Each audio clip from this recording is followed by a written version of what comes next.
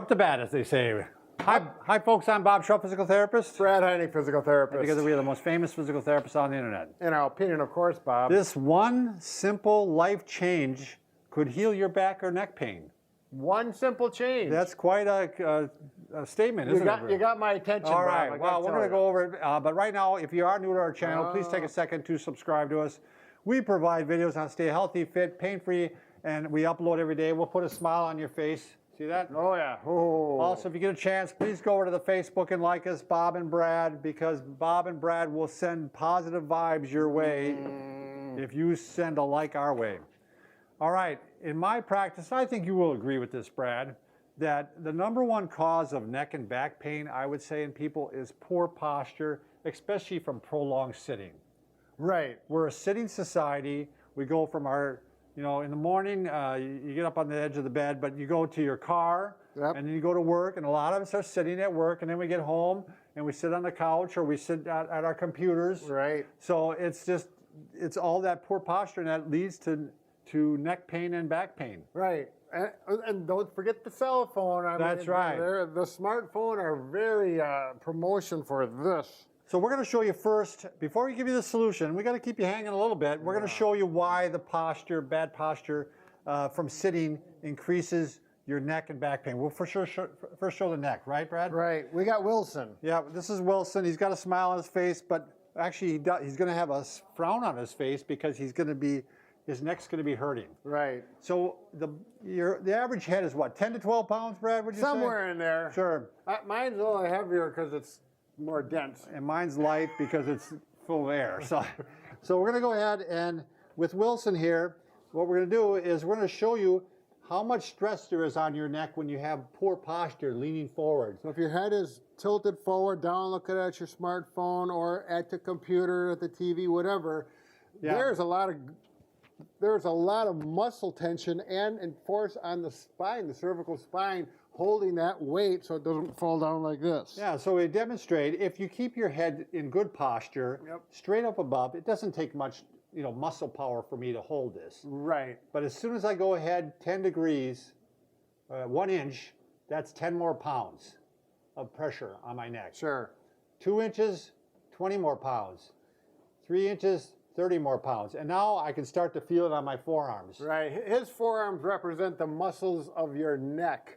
And here we've got this obviously represents the weight to the head. And the numbers that Bob was spitting out, they've done studies on this, and the numbers do go up. They correlate with the more your head is forward, the more stress. So, and it's very hard when you're at the computer and such and sitting not to do this. Right. It seems like the screen draws you into it. And I know this because I personally was having problems with this because I was getting pain between my shoulder blades. Sure. And we'll talk about what the solution was in a minute. All right, now going to the back. Now with that, it's the same thing. You get that rounded out posture. Brad, you want to just grab a stool maybe and show? Yes, I do. And I will. So Brad, why don't you actually face this way, that way. That way, yeah. So, all right. So after a while, he starts to round out his back, okay? And why is that a problem? Well, let's show you. What happens is this is just one part of the back that can give you trouble. All right, so you have with your back, you have vertebrae. These are the bones that stack up to make your back. You're going to show it on the spine. So I don't know where our other spine is at. We're really prepared here today. Someone has ran off with our spine, but don't worry, we'll get them. And we got Sam here for the backup. So don't worry, folks, we'll get the spine. What's nice about Sam is you can bend them forward too. So you got all the individual bones here that make up your back, the lumbar vertebrae. And as he bends forward, we're going to take 2 of those bones out of his back, and we're going to put them right here. And in between the bones is the disc. Okay, you've heard of a herniated disc or a slip disc? Sure. All right, so if you bend forward like this, now you can do this for a while. You might be able to do this for years even, and not have any problem. But eventually what can happen is the back of the disc can weaken. Right. And if that weakens enough, it gets to the point where you put pressure on it, and all of a sudden, boom, you got a bulging. Can you zoom in on that? Oh, that's always a wonderful zoom in. I want you to picture that your disc really bulging forward or herniated forward. Right. So right here's a nice little model on Sam's back. right there. Can you see that? So that I can see it, Brad. yeah, that pushes into that nerve, which makes sciatica no good. So again, I was starting to get pain between my shoulder blades, Brad, and I went to a standing desk, and not really with that idea in mind. I had just read about all the other benefits of standing versus sitting. Right. And so I started using the standing desk. This is one by FlexiSpot. These are really high quality. I just saw some low quality desks Sure. that stand up, and they literally don't work.